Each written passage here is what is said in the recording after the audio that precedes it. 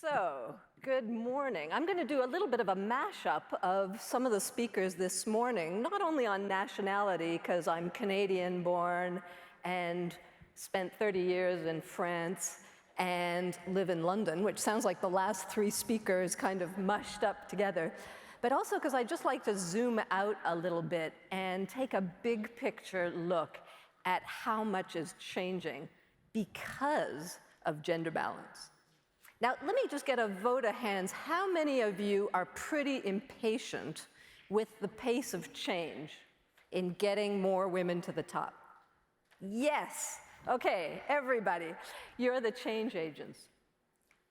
And I'm going to take a slightly controversial picture and try and not change your mind or slow you down or measure your impatience, but maybe just take a moment to celebrate how much is actually changing. So, I often come and am invited to conferences where, let me go one more further, where the rooms look dominated by women.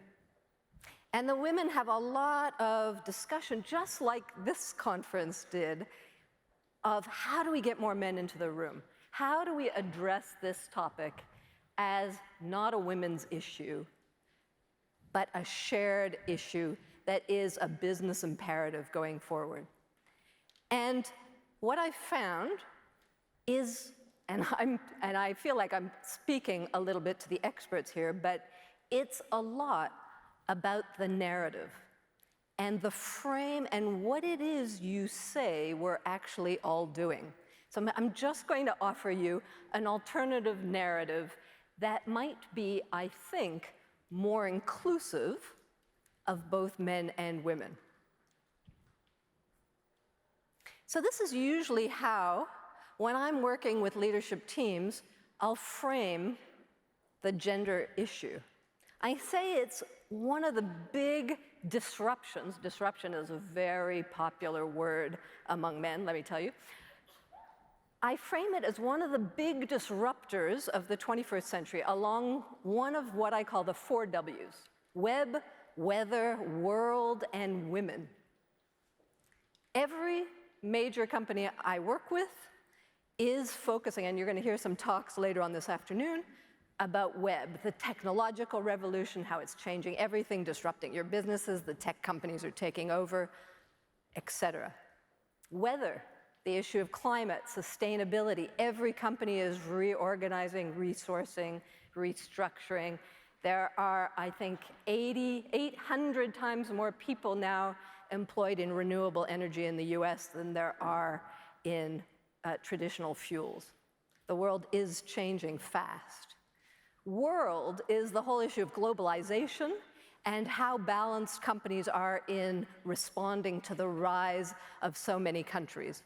And we work a lot on nationality balancing companies as well as gender balancing.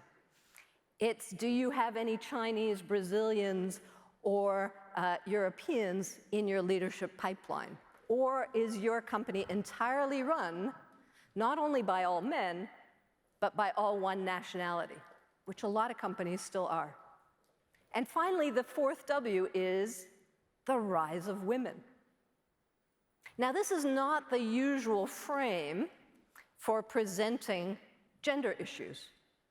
And I'm suggesting it's a more strategic frame. It is on a par with those other big changes. As somebody said yesterday, it is one of the biggest, most peaceful, and silent revolutions we've ever seen. But the rise of women in the 20th century has changed the life of every man, woman, and child on the planet. Now, I hear your impatience, I share it, and I also say, well, if we look at the timeline of human history, the change that you are leading is all experienced in a very short number of generations. So my short form of this is, our grandmothers got the vote. This is the UK, not the US, but you're coming up to your centenary next year. Our mothers got the pill. We got a good job. What are our children going to get? One of the big next levelers, I think, will be shared parental leave. We'll come back to that. But in the scale of human history, the incredible change and rise of women has happened in a really short period of time. And that rise has already had and will continue to have consequences on everything: countries, companies, and couples. And I'm just going to illustrate each of those changes in kind. And I'm also going to suggest, while the 20th century saw the rise of women, the 21st century will be largely defined by men's reaction to that rise. And you can see all kinds of reactions in the world: the positive, celebratory, this is wonderful, and the negative, fearful backlash. And if we don't understand both of those and manage them, we're going to lose half the impetus to keep the story going forward. So inclusion, ladies, I would suggest, is a big word, and it includes men. So let me give you illustrations on each of these dimensions. Countries first. What is the impact of gender balance on different countries? Well, probably the biggest story is the issue of demographics. How many babies are born, and what does that do to national populations? So over the last 60 years, there's been a mind-boggling drop all over the world in birth rates. And we are now, in most countries, under replacement ratios. And the replacement ratio is 2.1, more or less 2 kids for everyone in the room. That's no longer happening. And you'll see that little box is the Human Development Index. So as countries and people get more empowered, get more economically and educationally empowered, they directly have fewer children, which is good news for the planet, but not for every country involved. This is true. This is not a Western story or a Northern story. It's true everywhere except a few countries in Africa. The average birth rates are now around 2. So what does that mean? And how does that link to gender balance? Well, it's because women have become educated, gotten a hold of the pill, and gone to work for the last couple of generations, that they are now making choices based on, have countries adapted to their new lives? Do countries have good daycare, flexible policies, equal pay, that they can get help while they're combining and conciliating 2 roles, working and parenting? And that answer is different from country to country.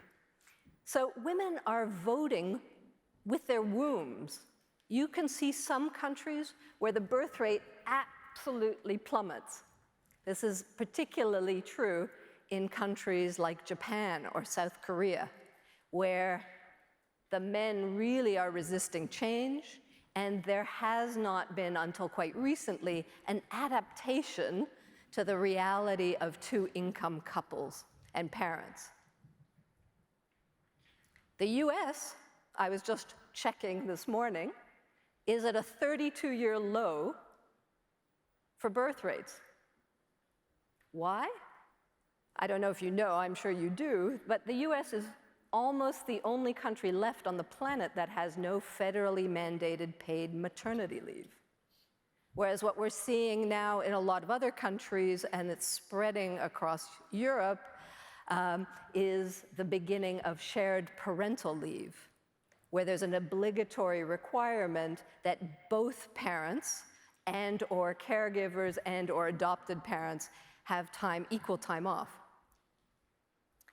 Now, what happens in the US very often is that the private sector picks up what the public sector isn't doing. So you'll have read, perhaps, as I did, that Goldman Sachs this week just voted 20 weeks of paid parental leave for any parent, no matter if it's a natural or an adopted parent. And that's a global rule. This is what's coming next to try and fix what is becoming a concerning issue for a lot of countries, which is this: our societies are aging. You've probably read something about this, but we used to be in a pyramid. You can see that kind of red from the 1900s and the 1950s, with lots of young people and not very many old people at the top. And we're turning from pyramids to cubes, which means we're not going to have very many young people supporting and paying for the pensions of lots and lots of older people, who are now going to have to be working for far longer than our existing retirement legislation allows. So the challenges of making this work, adapting all kinds of pension systems, flex systems, what are we going to do to manage this? One thing we could do is actually recognize that most parents say they would like more children. They still find it incredibly difficult to conciliate work with family. In our 24/7, increasingly pressured environments with two parents working or single parents working on their own, how do you make this birth rate come back up? I'm going to say it depends a lot on leadership. And again, you see two branches on a lot of things. You see certain countries and leaders really pushing on gender balance. So France and Canada, that I'm highlighting, led by men who have gender balanced their governments. I'm also pointing to the fact that more and more very important roles are being taken by women. Here we have the head of the IMF, the World Bank, the European Commission are now all led by not young women. So that's another trend. Ladies, your best career years may actually be post-60. For those of you who think that you might be, don't go anywhere yet, right? It's only just begun. And there are a host of countries where this is really not at all a priority. And those countries are going to see and continue to see really declining demographics. There are a number of countries that have been shrinking for a long time, Russia being one of them. And until those countries integrate this gender question, they will continue to shrink, their economies to decline. So what does that mean for companies? Because leadership is also the key ingredient for whether companies adapt or not. Now, everybody knows, I think, why companies might want to adapt. Somebody was talking yesterday about like the business case and selling the business case, but it is getting increasingly simple. And there are really only two variables, I think, that really matter anymore. And one is talent. For any of you that are working in this area, 60% of university graduates today are women. And this, again, it's not a US story. It's 63% in Brazil. It's 49% even in India, which is moving up really quickly. It's 70% in the United Arab Emirates. And by the way, this isn't good news, because who are your daughters going to marry? We love to marry educated, equal partners, but if 60% of the educated talent on the planet is female, how are we going to balance that out? And the question for companies is, are we good at attracting, retaining, and promoting what is now the majority of the educated talent coming out in the world? If not, how are you going to survive? The other issue is markets. Who are your customers becoming? So I loved the story yesterday about the car tire company that was selling to moms. I was also we work for a lot of male-dominated industries and sectors who think that, no, in our category, we don't have to worry about gender and women and their rise and all that. It doesn't affect us. Like the German car tire company I was working with that was convinced that only men buy cars. But you'd be surprised how often companies aren't actually tracking the data just by gender. They might have 17 sophisticated analysis of market profiles, but they may not focus just on whether the gender piece is creating something different. So my German car tire company did actually get some data and discovered in the UK, which was their pilot study, that actually women are buying 55% of car tires. That's happening in an ever-expanding range of categories and industries. But you'd be surprised how many companies aren't yet completely cognizant of that fact, and how many executive teams aren't seeing the data. So 60% of the talent, 80% of the market. What's the problem? Why are we still talking about gender balance in organizations? It's because of graphs like this. I've worked with all kinds of nice blue chip companies getting all kinds of nice awards for initiatives of all kinds. But if you look at the data, this is what you're going to see. You're going to see that at graduate level, at intake level, they're very balanced today. If anything, they're starting to skew a bit more female. That reflects this female talent pool. But as you go up the ranks, the percentage of women begins to drop and the percentage of men begins to rise. And I'm sure you've heard of the term glass ceiling. Yeah? There is no glass ceiling. I wish there was, because a glass ceiling would actually be better than what we've got, which is this. It doesn't take till the senior levels to see the percentage of women drop. It begins almost at the beginning and then continues to drop as the promotion levels rise. And this is the real challenge. It's getting companies to understand what their gender jaws look like, how steep the inclines are, and where and at what age and what kind of positions they happen, and then what to do about it.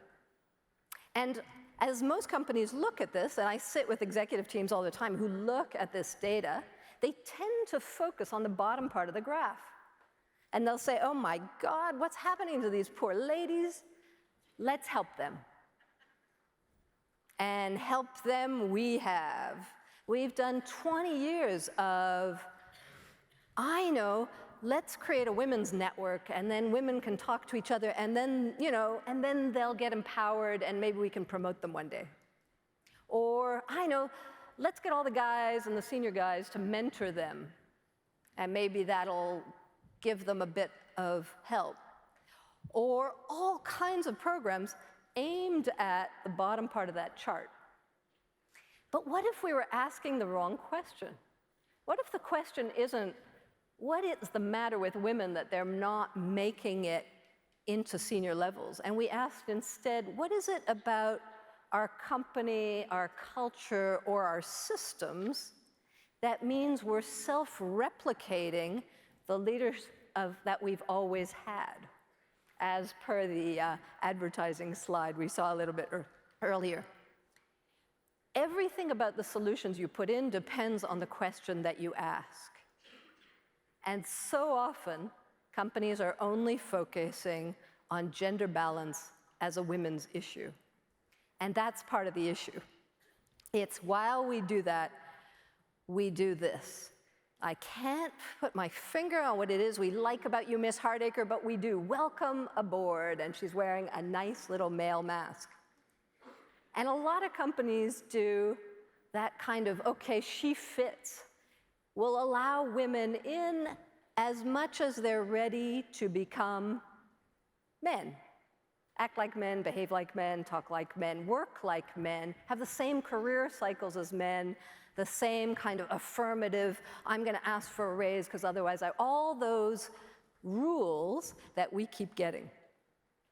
But what if that's not the best solution? We've been trying that for a long time and it hasn't necessarily delivered.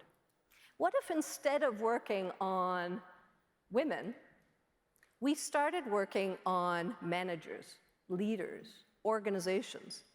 What if we helped managers, most of whom are pretty convinced that they work in a meritocracy and that, I'm gender blind. I don't care if anybody is a man, a woman, or one of the other 52 genders now on offer. All that counts is competence, right? They say it, they believe it, and how do you get them instead to become more skilled at being what we call gender bilingual? What if we turned a better understanding of what makes men, women, other genders different and strong and interesting, and how do balanced teams deliver better profitability, better business outcomes, and how am I as a manager accountable and measured on it for building that balance? Because in the 21st century, it's a management skill. That's a reframe. It's not about bias. It's not about putting men into a room and saying, you're biased and we're going to help you get over it. It's about recognizing that in the 21st century, you're going to have to get very skilled at managing across genders. Just as international companies have worked for years on making sure managers were very good at working across cultures. I always say, if you can replace the word women by the word Chinese, and it still makes sense, you're on the right track. But that will take will and skill. And I think today you're going to find a lot of companies and a lot of executive teams have the will, they want to change, they want to do well, they really don't yet have the skill. So rather than spending all our time empowering women, the way forward, and I was delighted to hear Kat echo this, is the way forward is to actually empower leaders and managers to build balance. Now, the final piece of where gender balance is hitting home, so to speak, is something you probably experience a lot. It's in your own couple.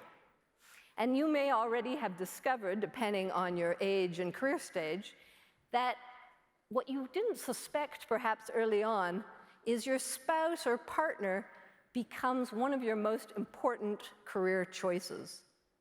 This has always been true for men, but I think it's even more true for women.